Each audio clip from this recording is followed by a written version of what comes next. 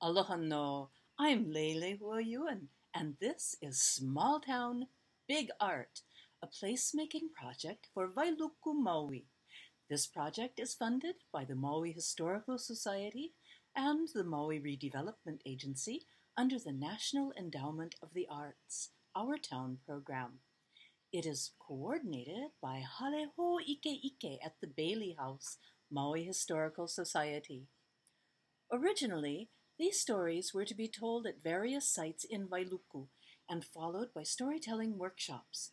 Due to the COVID-19 pandemic, we all are asked to stay at home to avoid spreading the virus. So, instead, I thought it would be an idea to record the stories here at my home and share them with you on the internet. Then we can do the workshops by teleconference. Wailuku means destructive waters. Maui Island has a Wailuku, and so does Hawaii Island. As I learned this story, it takes place in the Wailuku of Hale Hō on the island of Hawaii. The site of this story is just a short walk from my home. Our story today is The Courtship of Kuna. Kuna mo'o was in search of a wife. He had swum far across the ocean from island to island seeking a bride. At last, his travels brought him to Hilo Bay, where he learned that upstream, in a cave veiled by Waianuenue, the falls and pond of the rainbowed waters of the Wailuku River, Hina lived. She was beautiful, with a face as round and glowing as the moon, back as straight as the pali, and she was a skilled kapa maker. Kuna decided that she would be the perfect bride. He swam the ponds and climbed the rocks up the river to her home in the cave behind Rainbow Falls. He watched her working and liked what he saw. He stood on the shore and called out to her, "Hina, I have come to make you my wife. I am strong and powerful. Marry me." Hina was not interested. Kuna was a huge mo'o, a dragon-like creature with a lizard-like head, scaly body, and sharp claws. "You're ugly and smell like dead fish." They shouted insults back and forth, and Kuna, realizing that she would not marry him, left. But he did not go away entirely. He continued up the Wailuku and made a home in the falls called Pe'epe'e, which translates to English as hidden. From his hiding place in the underwater caves, he would do what he could to annoy Hina. Sometimes he would block the river with logs, boulders, and mud, letting Waianuenue dry up, making it difficult for her to beat the beautiful kapa for which she was known. Sometimes, when the Mauka rains swelled the river, he released the dams he had made, letting the logs and boulders crash over the falls, filling the pond below, the beautiful pool in which Hina mixed her colorful dyes for her kapa with mud. Hina generally ignored these insults. When Kuna was playing his tricks, she stayed well back in her cave on the lava shelf above the reach of the water. Finally, Kuna could no longer take being ignored. He slithered down to Hina's home and demanded she marry him. Again, she refused. Kuna decided to take her anyway. He swam to her cave and tried to enter. Hina just laughed.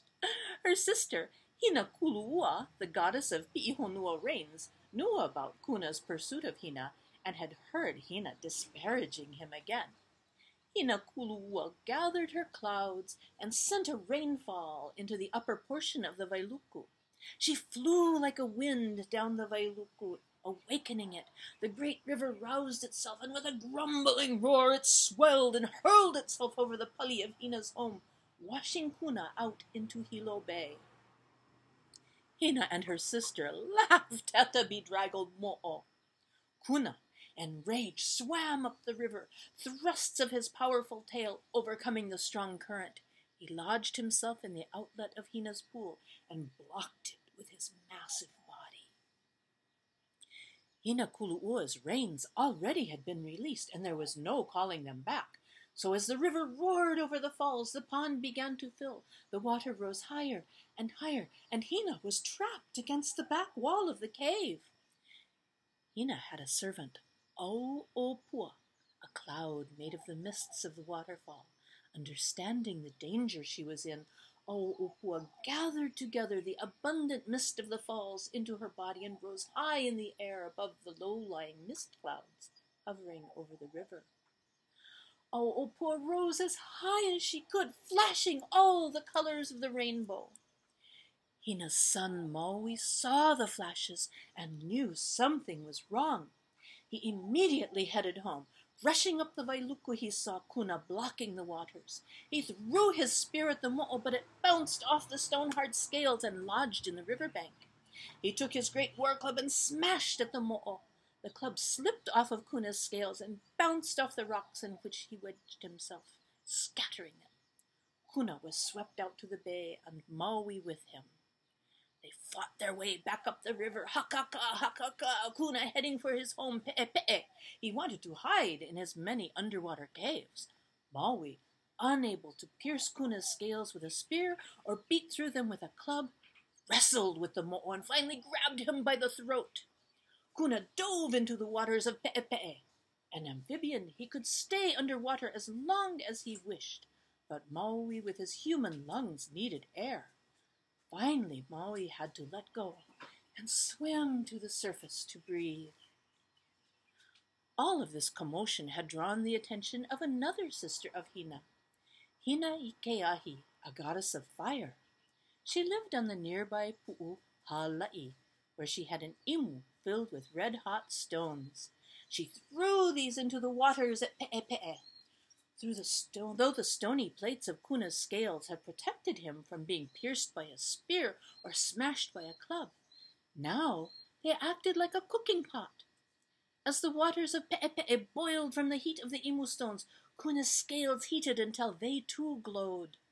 Kuna rose from the water, seeking the cooler uplands, but he could not rid himself of his scales. He dove back into the Wailuku to cool himself off. But Hina Ikeahi threw more imu stones. Hina Kulu'ua sent another cloudburst which swelled the river with more rain. Trees and boulders which Kuna had dislodged to throw into the river were carried along and smashed against the mo'o. The river pulled Kuna down, tumbling him with the debris of the uplands. Finally, the lifeless body of the mo'o was carried over the falls and dropped in Hina's pond.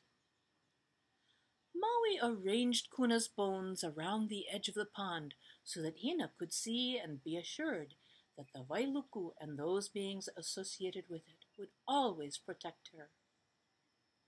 This is the story told to me on silver nights beside the sea. These old mo'olelo stories are so important. They teach us so many things. From this story, we can see that the Wailuku has long been recognized as dangerous. Its name, Wai, water, and Luku, destructive, tells us its nature. The story also shows us that the river may appear calm, but can change quickly, and when filled with water from the Mauka, the upland rains, can suddenly become a torrent capable of destroying even a mighty dragon. If the voice of the river changes, that is a warning. If a wind suddenly blows down the river, down the surface, that's a warning too. We learn that seeking refuge in the caves and ledge pockets along the river can leave one trapped. We also learn from the story that there are dangerous caves beneath the surface of the river. For those who are familiar with rivers, small waterfalls and caves, under certain conditions, can create, they know, what is known as a washing machine effect. This is a circular current that tumbles whatever is caught in it round and round. There's no escape. These stories come from our kupuna, our source. If we wish to gain knowledge and wisdom, like O'opu Alamo'o, who we learned about in our second story, we must return to our source. Mahalo no, and I hope you are enjoying these storytelling times. Brought to you